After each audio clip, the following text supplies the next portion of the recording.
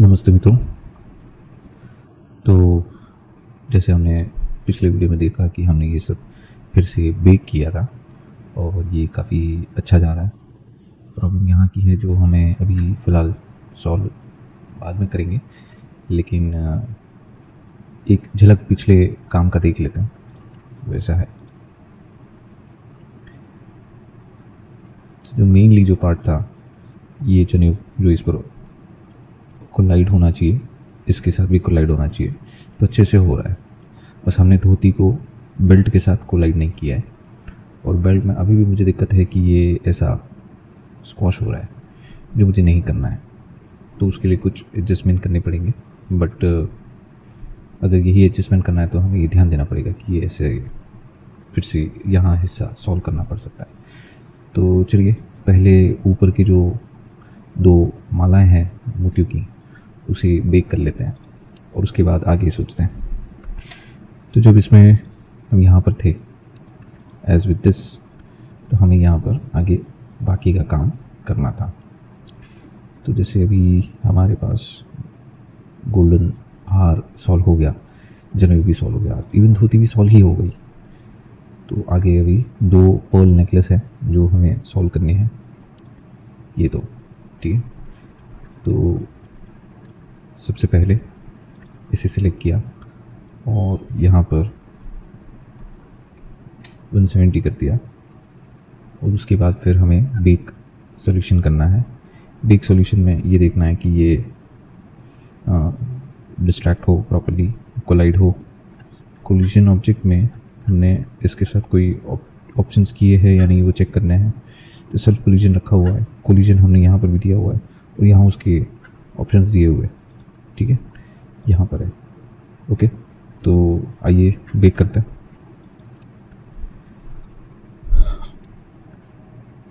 तो जैसे अभी कुछ ही दिन बचे हैं हमारे पोलिंग इवेंट को ख़त्म होते, जिसमें आप सबको ये बताना है कमेंट करके, इस भीमसेन के सीरीज़ के किसी भी वीडियो के अंदर आपको कमेंट करके बताना है कि कौन से नए और कैरेक्टर्स, अगले तीन characters, next 3 characters in sequence कौन से बनने चाहिए,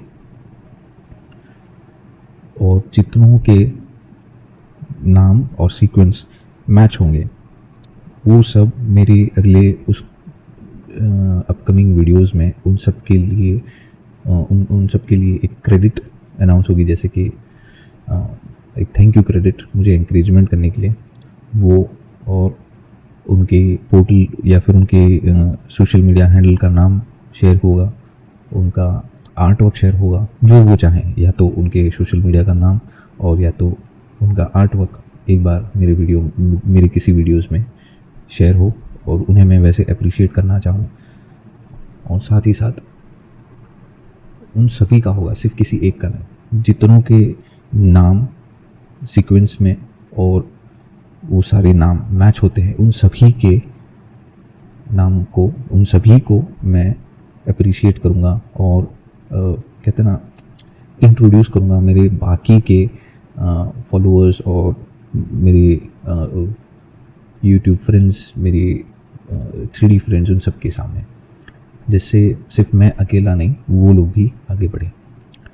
अब इसके साथ साथ और चीज़ ये है कि मैं, जैसे मैंने पहले बताया कि कोई भी काम अगर आप मूड में करेंगे तो काम हो सकता है पूरा हो जाए, लेकिन उसकी उतनी वैल्यू नहीं होगी, क्योंकि आप अपनी अलग एन्जॉयमेंट में थे उस काम को करते वक्त, आप उस काम को करने की एन्जॉयमेंट में नहीं थे, इसीलिए वो उतनी वैल्यू नहीं कैरी करेगा। इसका मतलब ये कि जब आप कोई काम बगैर मूड के बदले किसी रिस्पॉन्सिबिलिटी, किसी ईगरनेस, किसी स्ट्रॉन्ग इंटेंशन से उस काम को करते, जो इंटेंशन उस काम से रिलेटेड हो, जो रिस्पॉन्सिबिलिटी उस काम से रिलेटेड हो, तो उसकी वैल्यू किसी और, कोई भी नंबर ले लीजिए, higher number, higher value number ले लीजिए, हायर परसेंटेज ले लीजिए, उससे कई गुना ज़्यादा होती है उसकी वैल्यू, उसकी रेपुटेशन।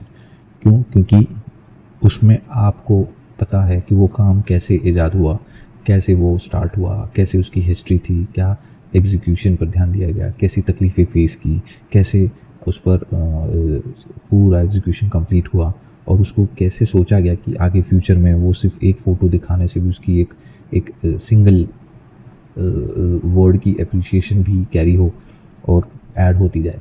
तो ये लेवल, ये जो ट्रस्ट आपके काम के लिए, आपके काम के ज़रिए, आपके इंटरेस्ट और रिस्पॉन्सिबिलिटी के ज़रिए जो क्रिएट होता है आपके काम में, वो अपने आप दिख कर आता है, आपको एक्सप्लेन नहीं करना पड़ता।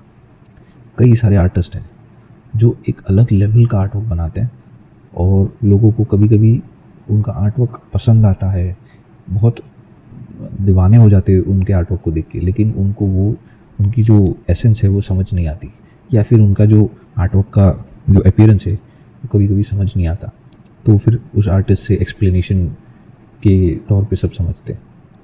तो वो एक that is a different level of understanding and appreciation to enjoy the art work, but वो हर आर्ट वर्क में नहीं होता। बाकी ऐसे कई आर्ट वर्क है जिसमें बस ये ध्यान दिया जाता है कि आर्ट वर्क बना कैसे है और आर्ट वर्क है कैसा, मतलब उसका रिज़ल्ट क्या है, और उस दो चीज़ों में ज़्यादातर लोग पूछते नहीं हैं, उसे एन्जॉय करते। तो ये जो मेरे जो सारे आर्ट वर्क है उसमें enjoyment and the correct use, ये दो छिपे होते हैं। तो अगर आपको किसी को भी ऐसा लगा कि मैं जो बना रहा हूँ या जो दिखाऊंगा या जो दिखाना चाहता हूँ वो सब आपकी थिंकिंग में नहीं आ रहा, तो इसका मतलब ये नहीं कि आपके लिए नहीं है। आप इसे एन्जॉय करिए, देखिए, एन्जॉय करिए, लेकिन अगर आपको समझ में भी आ रहा है और आपको सीखना है या फिर आपको उसे फॉलो करना है या उसमें से कोई ऐसी चीज़ जो आपको इम्पोर्टेंट लगती है, तो उसे ध्यान दें और आगे और भी ऐसी चीज़ें मिल सके इसके लिए उसमें जुड़े रहें। तो ये मेरा मानना है, ये मेरा कहना है कि आप सबसे। तो ये तो चलिए एक टाइप का एक शॉर्ट थिंकिंग हो गया कि क्या मैं दे रहा हूँ, क्या आप ले रहे हैं, क्या आउटकम आप देखना चाहते हैं या एक्सपेक्ट क्या कर रहे हैं। इवन मैं अब ये भी मैं पूछ रहा हूँ आप सबसे कि आपको इस पर किस टाइप का आउटकम चाहिए, कैसा लुक चाहिए, यानी इसका जो रेंडर रिजल्ट होगा, लुक डेवलपमेंट कहते हैं, वो कैसा होना चाहिए, या फिर इसका जो फर्स्ट बेस्ट क्लिप एनिमेशन होगा, ऑफिशियल एनिमेशन होगा, जो भी 30 सेकेंड, 1 मिनट, 2 मिनट का जो भी क्लिप होगा, वो आप क्या सोचते हैं कि कैसा होना चाहिए। आप कहते हैं ना एक, आप क्या सोचते हैं कि इसका क्लिप, इस भीमसेन के एनिमेशन का क्या डायरेक्शन होना चाहिए, कि वो एनिमेशन कैसा हो, क्या करें भीमसेन अपने उस फाइनल ऑफिशियल क्लिप में, which will be filled with animations and lot of lighting, texturing etcetera. तो वो आप बताएं। तो चलिए बेक हो गया है, पहले ये देख लेते हैं।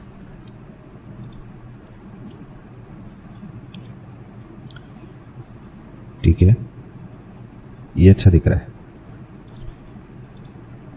तो अब इसके साथ एक और नेकलेस, उसे भी सॉल्व कर देते हैं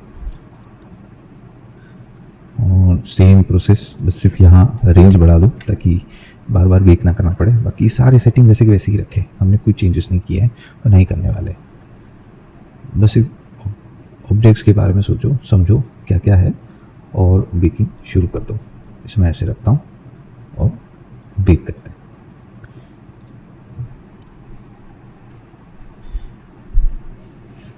आपको पता है जब भीमसेन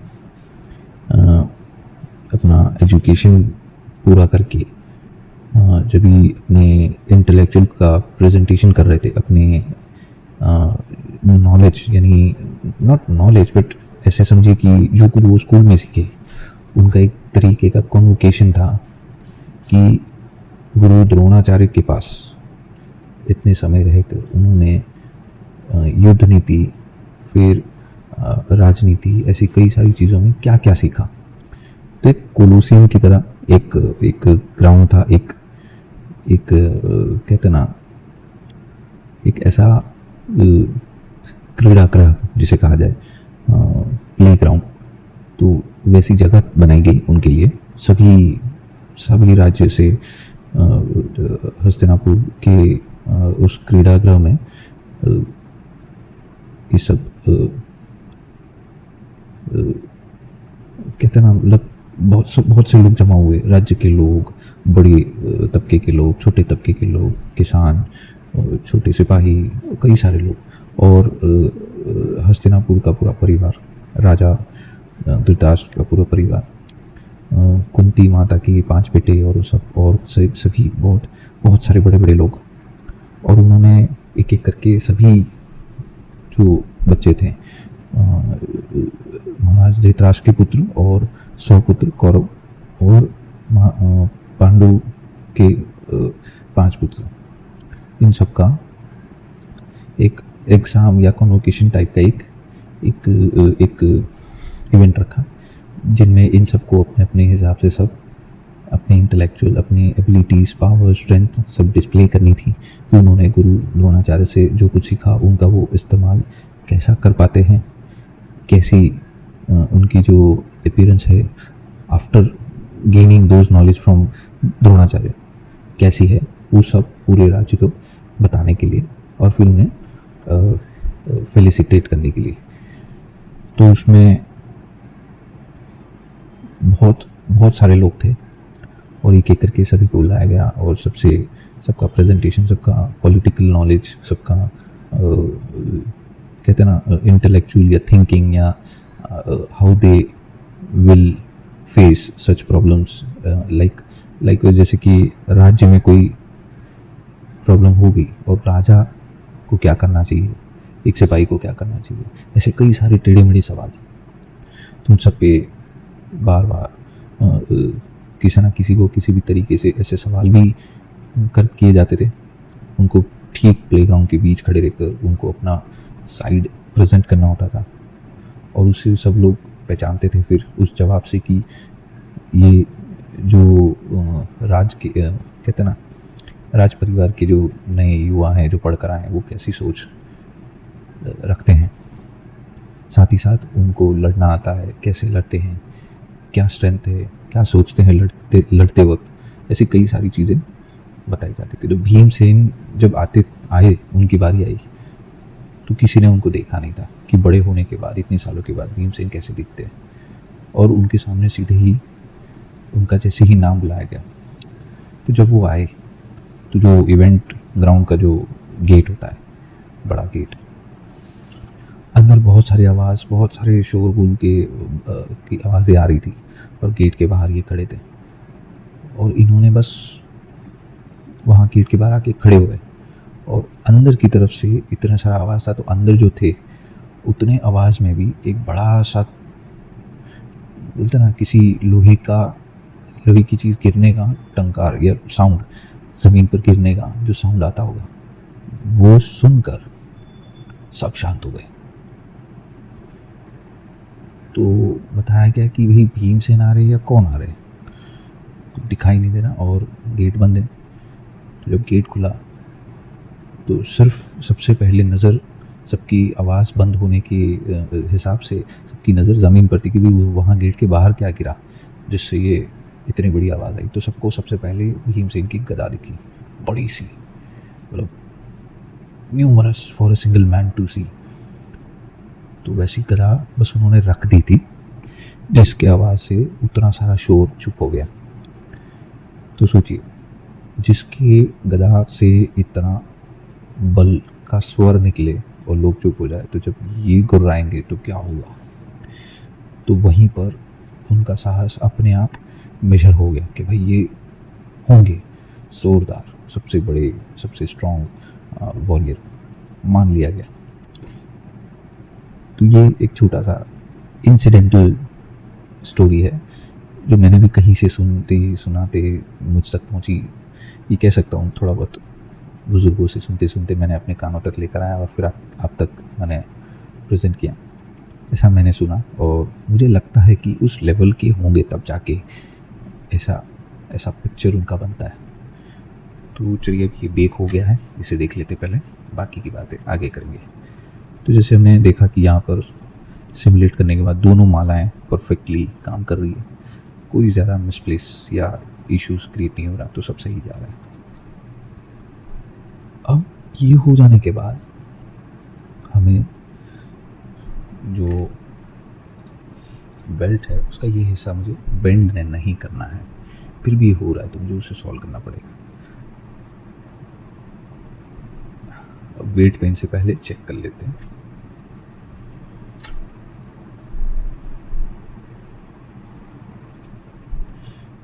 वेट पेंट में मुझे ये देखना है, ये भी देखना है, ये तो पक्का ऐसा है।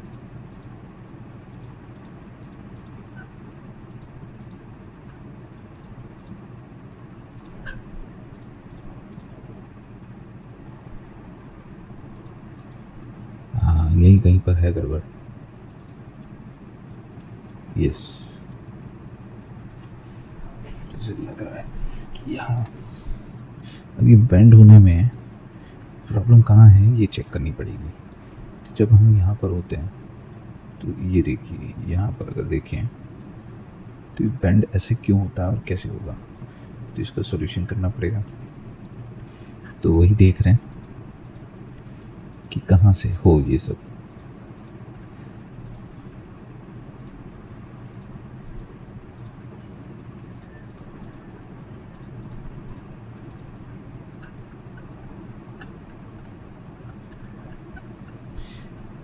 ये सब प्रॉपर्ली काम करे और दिखाई दे कि ये स्क्वॉश हो रहा है, तो हमें उसे चेक करना पड़ेगा कि ऐसा क्या हो रहा है। We have to see to it कि सब सही जा रहा हो। अगर लगता है कि कुछ ग्लिम्स या इश्यूज नहीं दिख रहे तो कोई बात नहीं, लेकिन सॉल्यूशन अच्छा होना चाहिए। तो जैसे यहाँ देखा, ठीक है, ये ठीक है, ज़्यादा प्रॉब्लम नहीं है, बट इट्स ओके। तो जब हम यहाँ पर देखते हैं तो ये जो स्क्वॉश है वही हमें दिक्कत दे रहा है, ठीक है। उसका दूसरा एक सॉल्यूशन ये है कि हमें इसका एक और तरीका करना पड़ेगा कि ये जो पीस है या तो उसे अलग रख के इसके साथ सिर्फ ट्रैक करना पड़ेगा, यानी पैरेंट जिसमें कोलिजन भी हो और इसको डिस्ट्रैक्ट भी करे और हमारा आगे का सारा काम सॉल्व हो जाए। या तो फिर धोती के साथ अटैच करके फिर से वो न्यूसेंस करनी है कि बार बार उसको सिमुलेट करके चेक करे। बट अगर देखा जाए तो यहाँ इतनी प्रॉब्लम नहीं है, बस सिर्फ यहाँ सॉल्व करना है, यहाँ सॉल्व करना है। ये स्ट्रेच वाला हिस्सा हम फिर भी बाद में सॉल्व कर सकते हैं क्योंकि प्रॉब्लम यहीं है और कहीं नहीं है, ठीक है। लेकिन जब मैं इस हिस्से में देखता हूँ तो बहुत बारीकी से सॉल्व हो रहा है, अलग यहाँ अलग है, यहाँ अलग है, ठीक है। तो अगर मैं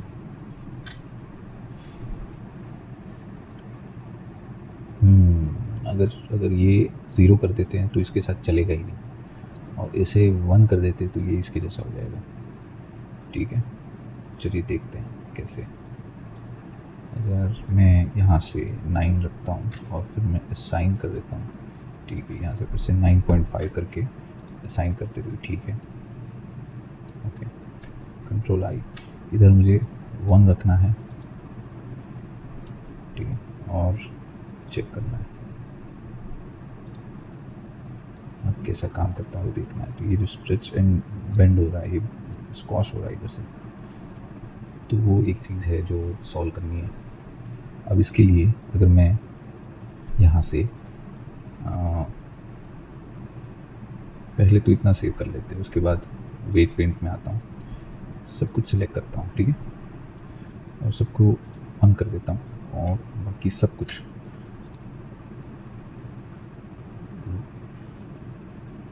रिमूव, यहाँ से भी रिमूव, ये भी रिमूव, ये सब मैं बेंड निकाल देता हूँ।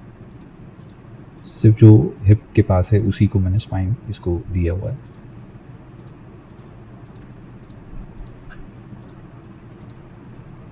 ठीक है। आई एम नॉट श्योर कि कैसा रिस्पॉन्स करेगा, बट हमें चेक करना पड़ेगा।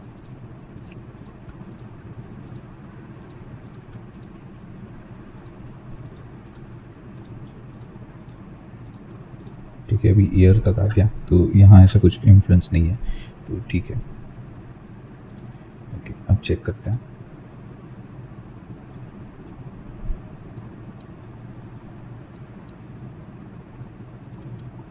हाँ, बेंडिंग कम हो गई,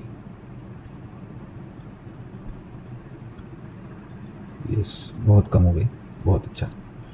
यहाँ तकलीफ़ है, इसे सॉल्व करना पड़ेगा। कैसे सॉल्व करें? ठीक है, ये बेंड इशू इतना नहीं दे रहा, लेकिन अगर मैं इसके ऊपर एक एलिमेंट अटैच कर दूँ इसी का डुप्लीकेट विदाउट एनीथिंग, तो ये प्रॉब्लम सॉल्व हो सकती है। प्रॉब्लम मेरे पास यहाँ पर है, ठीक है।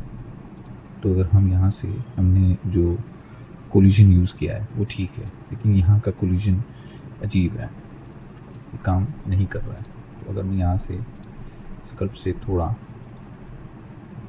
बाहर बुला लूँ थोड़ा सा, तो ये काम करेगा, वही तो चेक करना है।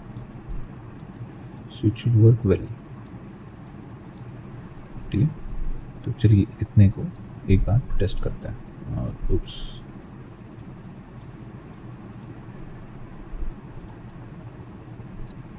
ठीक है, चेक करते हैं। परफेक्ट, कम थोड़ा इधर कम चाहिए, ठीक है। ये देखिए बस इधर थोड़ा सा आ रहा है, पहले से कम आ रहा है, यहाँ पर सब सही आ रहा है, देखना पड़ेगा। तो यहाँ के लिए क्या करें? वही चीज़ है, यहाँ पर प्रॉब्लम दे रहा है, तो इसका जो डमी है वो बनेगा जैसे इसमें है, और फिर हम उसे सॉल्व करके देखेंगे, ठीक है। तो ये हम नेक्स्ट वीडियो में करते हैं, ये सॉल्व करेंगे, फिर खींच को सॉल्व करेंगे, नहीं तो ये फिर काम में नहीं आएगा। वैसे इसके बगैर काम हो सकता है, भले ये थोड़ा सा स्क्वॉशी दिखे, बट इतनी ध्यान से देखेंगे तो दिखेगा, अगर नहीं देखेंगे तो नहीं दिखेगा। एक आइडिया है जिसमें ये ख़राब हो जाएगा, यानी ऐसा है, जो हिस्सा है ये मैं इसे ऐसे रखता हूँ, ओके। और अब मैं जब इसे सिमुलेट करूँगा तो ये करेक्ट दिखेगा, ये देखना, परफेक्ट। लेकिन फिर वहाँ पर प्रॉब्लम हो जाती है, जो आइडल पार्ट है वहाँ प्रॉब्लम हो जाती है, इसीलिए इसे ऐसे ही रखना पड़ेगा। तो ठीक है, हम लोग नेक्स्ट वीडियो में इसे सॉल्व करेंगे इसे कैसे सॉल्व करना है, और फिर बाद में हम खेश को कंप्लीट करेंगे, और फिर हमारा अगला पड़ाव होगा गदा। खेश के लिए मैं सोच रहा हूँ कि यहाँ से जब क्लोथ ड्रिप हो तो यहाँ पर रहे, उसके बाद हम एग्जामिन करेंगे कि हाथों में फंस रहा है या फिर बेल्ट में फंस रहा है, तो हम उसका दूसरा वर्जन करेंगे जिसमें कंधों से बेल्ट के अंदर टक होके फिर खींच निकल रहा है, तो आगे कोई प्रॉब्लम नहीं होगी। ऐसा कुछ सोच रखा है तो वो करेंगे, ठीक है। तो मिलता हूँ नेक्स्ट वीडियो में। जैसे यहाँ पर देख लें तो परफेक्ट है, ठीक है।